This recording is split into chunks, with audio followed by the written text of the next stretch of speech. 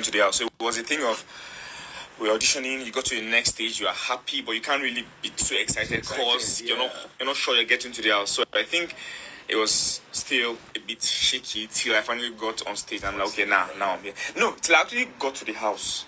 Inside the house? Yes. Because even on stage, they might tell you. So just exactly. So till I got to the house and I heard Big Brother's voice when he said, "This is Big Brother," for the first time. Like all of us just started shouting, like, "Yeah, it's true, we're here." We're here, right? Nice. So what was your experience like now that you got into the house and lived for? You were there for 10 weeks, right? 10 weeks, yeah. Out of the 11 weeks. Yeah. My God. Just one more week. One more week, yeah. Finale. Yeah. Okay, before we go into that, tell me what the experience was like for you. I think in the house it was. I loved it. Loved every moment. I loved the way Jazz loved the tasks because I tried to like give him my best when it came to those. I loved playing the games because I enjoyed them aside not winning them. I also enjoyed playing them. So I think generally it taught me a lot. Living with people, being out of the country for the first time, meeting people from another country and living with them in the same house. I think I learned a lot. Learned patience. Learned being able to accommodate people. It taught me a lot, to be honest. It seems as if a lot of the contestants this year were first-time travelers out of the country. There's a lot of guys I've spoken to here, even from South Africa. It's their first time out of their country as well. So it's quite nice. But was it your first attempt to audition for Big Brother? This was my 4th audition attempt. So you're a veteran. I am. You're a Big Brother veteran. I am. Shame. There's no shame. I used to have a shirt. They give me a shirt because of how often I always audition. I love Big Brother. Yeah, with my face on it. I love. So it was a case of, you know what? See, come and go, come and just come and go. See, just come and be going. We've seen your videos before. Just come. I'm sure you didn't watch my video. Like you, just come and go. Just go. Okay, so I mean, there were some beautiful ladies in the house. They were, Shane. Right. The way your eyes lit up just now, I know that 1 or 2 names came to mind. No. You're sure? I'm just joking. Yeah, of course. I understand you were in some sort of triangle. Was I though? Was I? Sort of situationship or triangle of some sort. It looks that way. You tell me. You were the one in the house. No, you said you understand. So I'm like, yes. That way too. You did have a triangle going on. I did. Yes, you did. I think. Claim it. I mean, own it. No, but like to be honest, I think from my part, it was. I said it multiple times, and I think I was very clear with it. Probably my actions sometimes actually didn't like go like with my words. Yes. Yeah, but like I said it, I clearly said it. The relationship I have with each of the ladies, I clearly like defined. This is what I'm doing. This is what I'm doing. Maybe sometimes I did stuff that looked the other way, but genuinely from my heart, that was not my intention. Right. Yeah. So you don't think you were misleading in any way, or you were leading anyone on? To be honest, I wasn't. I was just in your mind. Nah. In my head, I wasn't. But your body language was different, though, wasn't it? No, I'm saying. I mean, it depends on how you see it. It depends on what. I saw it from my 60-inch LG screen. That's how I saw it. Okay, do you want to give me like particular examples? Because I'm trying. Okay, you had a partner, right? You partnered in the house. Who was your partner? Ipeleng, right? And she won the veto power. She did. Especially at a very crucial time. And one would have thought, everybody thought, I was going to be Blaqboi. Definitely. But she didn't pick you. No, she didn't. Who did she pick? She picked a boo-boo. A boo-boo? Right. A boo-boo, And how did that make you feel that your own partner did not pick you? To be honest, it would have been very useful for you. To be honest, at that point, I won't lie, I was a bit, and this is me being emotional. We're all there for the game. Yeah, I'm human, so we're all there for the game. She was probably playing a game, which I understand, but like, I felt some type of way because I felt like we stayed the game together and we got to that point, very close. I thought, if it was me, I would have picked her. So I just thought like that was how she was using. I wouldn't be thinking strategy at that point. But again, it's a game, and what has happened has happened. So I won't lie. It actually got to me. Well, I think you just got a taste of what Adam felt like in the Garden of Eden. I know. Yes. I know. So now you know how it is. Next time, now because you said you pick her.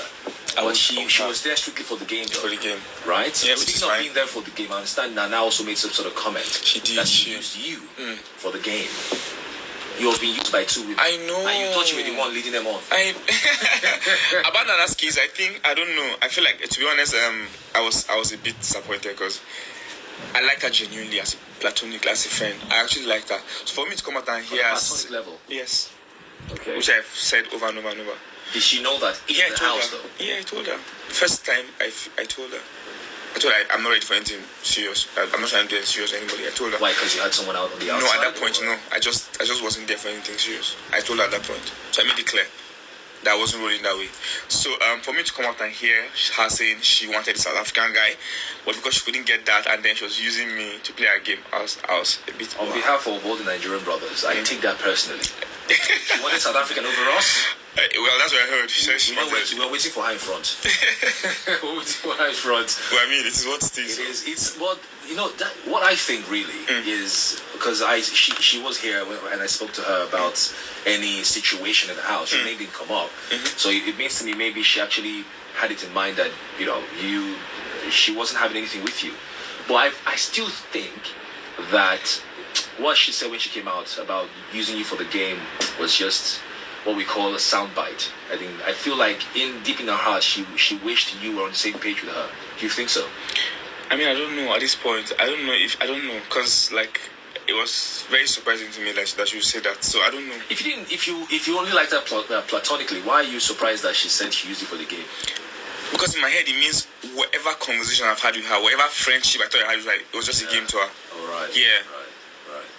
Well, women hate you when that happens to them. So I guess, yeah. And then you were evicted 1 week to the grand finale. You have something in common with Moses in the Bible. You saw the promised land. You were told of it. You saw it, but you did not experience it. How do you feel being out here now, 1 week to the grand finale? To be honest, it's a thing of I'm very content with how far I've come in the game, and I'm very appreciative of how far I came in the game. 10 weeks out of 11. The people that left the first week, second week. So I think I'm generally a very content person. So I try not to focus on like what would have happened. I just try to like see the positive and move on. I came out 1 week before the finals. Hooray, I'm happy. Like, I'm just very content with wherever I am now. I mean, sometimes you think of, I wish I made it to the finals. There's that feeling, but I try to focus on the positives rather than the negatives. The mileage you gathered since you were there, I suppose, you're grateful for that? Very grateful. Very, very grateful too. Yeah. Wow. And the fact that when I come out, I hear people saying, you showed yourself, you were always in this, and I think that's the most important thing for me. Because like if I was in the house this 1 week, there's nothing I would do differently than what I was doing for the past 10 weeks. Right. Yeah, so I feel like I've showed myself in a certain way that I wanted to sell myself, and I get a lot of this compliment, people saying, you did well in the direction of the wages and that. I'm like, okay, man, that's what I went to do, and I'm very content. Yeah. That's quite nice. That's quite Thank nice. you. So you're Nigerian, right? I am Nigerian, yeah. It's Nigeria and South Africa in one house. Yeah, so, yeah. You went into the house. Did you know we're going to have elections in Nigeria? I did. You did? I did. But when it happened, of course, you had no idea. I had no idea. And you came out and you heard something else. And the first thing I asked, after the first I asked people, and then you told me. You know, the funny thing is, you could be in the house and you come out and raptures happen. You wouldn't even know. I know. Like, coming out of your house, we're hearing different things. And I'm like, wow, these things happen. Like, nah. And that was our biggest fear in the house, because we were there. We didn't know what's happening in the outside world. We were like, it's possible there's a COVID 2023. We didn't even know. We're just in the house eating and chilling and playing games. And then coming out, you're hearing things. You're like, damn. That could make a very good movie, right? People like yes, in a game.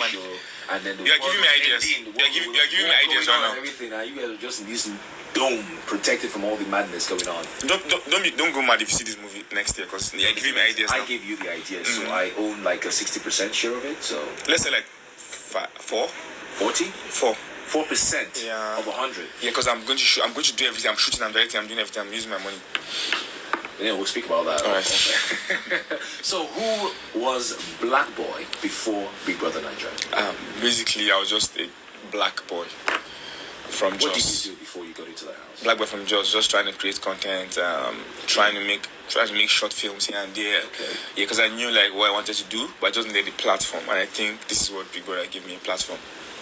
That's good. So, what do you think you're going to do with this springboard that Big Brother has given you now? Of course, I'm going to leverage on that and try and see how I can grow my brand, and step by step, just putting things in order and making sure that what is more important is using the opportunity I have and making the best use out of it.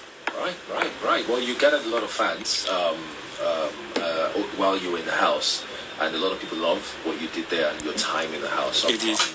I'm very sure that you would go into great things. Thank you. I appreciate that. Entertainment for you, or is it? Are you going into the Lord's vineyard? Which one are you going? Definitely Lord's vineyard and entertainment. And entertainment. Yeah. Right. Nice. Yeah. I see you on the big screens. Thank you.